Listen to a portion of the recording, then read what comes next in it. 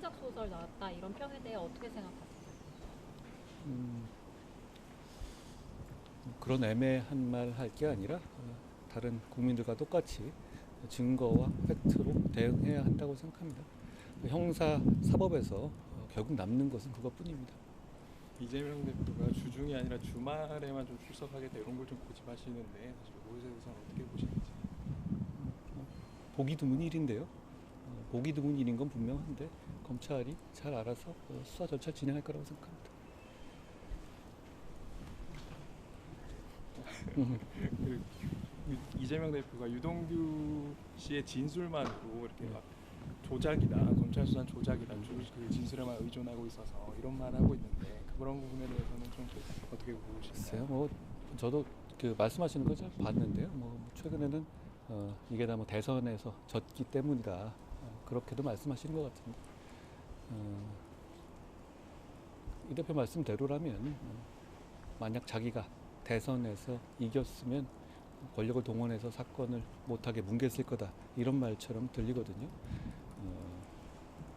표를 더 받는다고 있는 죄가 없어지면 그건 민주주의가 아니라고 생각합니다.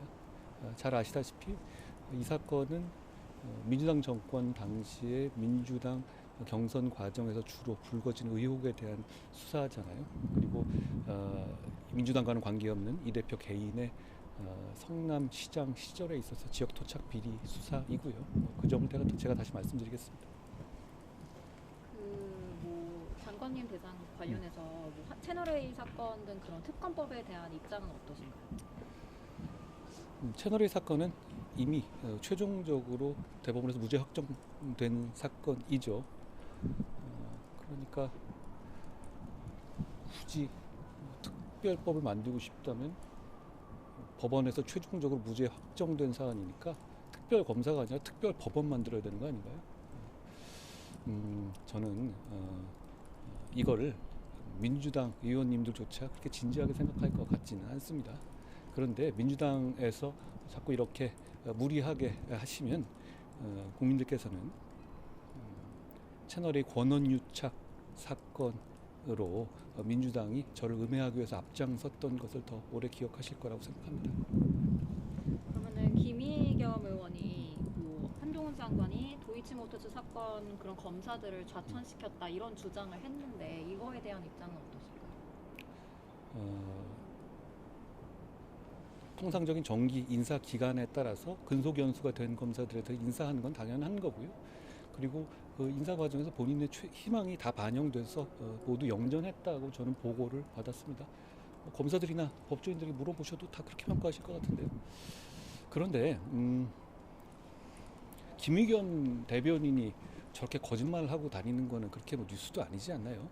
그리고 오히려 저렇게 김의겸 대변인이 매번 거짓말하고 매번 들키는데도 민주당의 대변인직을 유지하고 있는 게 더 저는 뉴스라고 생각합니다. 제가 오늘 그 정진상 실장님이 재판하셨는데 영장 실질 심사 전에 의무적으로 구인장 발부받는 거는 위헌이다 이러면서 이제 위헌 법률 심판 제정 신청하셨는데 그 부분에 대해서 혹시 한 말씀 해주실 수 있을까요? 몇십 년 된 일이죠. 예, 몇십 년 된 일이니까 그거는 당사자가 제기할 수 있는 일이긴 한데 다만 이것이 몇십 년 동안 계속되어 온 것이다라는 말씀드리겠습니다. 오늘 그 세월호 유족들에 대한 그 국가배상 소송 상고 포기하셨잖아요. 그 취지 다시 한번 설명해 주시겠어요? 세월호 참사에서 국가가 잘못이 있다는 것이 명확히 확인된 이상 신속히 재판을 종료해서 피해자들에게 좀 더 신속하게 피해를 회복할 수 있게 하는 것이 필요하다는 것이 저희 취지입니다. 또 비동의 간음죄 관련해가지고 얘기가 좀 많이 나왔었잖아요. 법무부가 좀 검토하고 도입이 필요하다 이렇게 보시면은 또 도입할 수도 있다 뭐 이렇게 볼 수 있어요. 시간이 괜찮으시면 그건 굉장히 논쟁적인 영역인 것은 분명합니다. 그런데 우선 제가 말씀드리고 싶은 것은 저는 제시카법 도입 등 성범죄에 대해서 엄격하게 처벌해야 된다는 입장에 서 있습니다. 국가는 그래야 한다고 생각하고요. 다만 이 문제는 그렇게 입법을 할 경우에 그 수사와 재판의 현장에서 동의 여부에 대한 입증 책임이 검사가 아니라 사실상 피고인에게 전환되게 될 겁니다. 그러니까 동의가 있었다는 것을 피고인이 입증해야 되는 상황이 될 거죠. 조문 구조상 그렇게 될 수밖에 없거든요. 그렇게 될 경우에는 억울한 사람이 죄 없이 처벌받게 될 우려가 있습니다. 그렇기 때문에 저희는 신중하게 검토를 해야 한다고 말씀을 드리는 것이고요. 그것이 법무부 입장이고, 그리고 참고로 법원에서도 그런 이유로 이 신중 검토 입장을 갖고 있는 것으로 알고 있습니다. 조금만 더 부연 설명드리자면, 뭐 다른 나라 스웨덴이나 뭐 독일이나 이런 데서 도입한 부분이 있잖아요.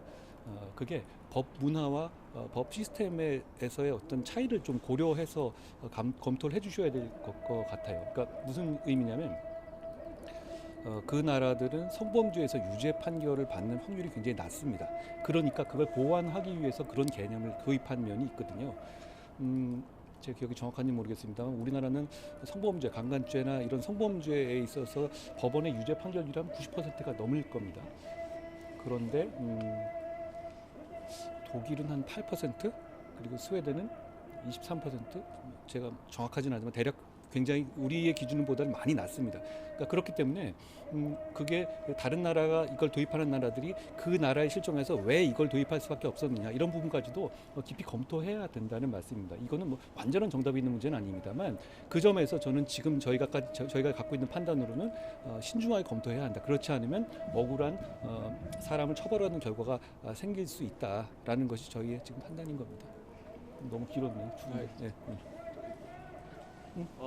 권한쟁의 심판 결론장 두고 있고 검수한 박이. 네, 검수한박 사개특위 연장이 되는 것이 여기에 대해서 하시겠습니까? 검수한 박에 대한 것은 전에 제가 말씀드린 것처럼 뭐 절차와 내용이 잘못된 위헌이고, 그걸로 인해서 국민이 피해를 받을 것이기 때문에 저는 위헌이 받아들여져야 한다는 입장이고요. 지금까지도 뭐 의견서를 내면서 계속 기다리고 있는 상황입니다. 좋은 결론이 날 거라고 저는 기대하고 있습니다. 고생했습니다. 고생했어요. 예.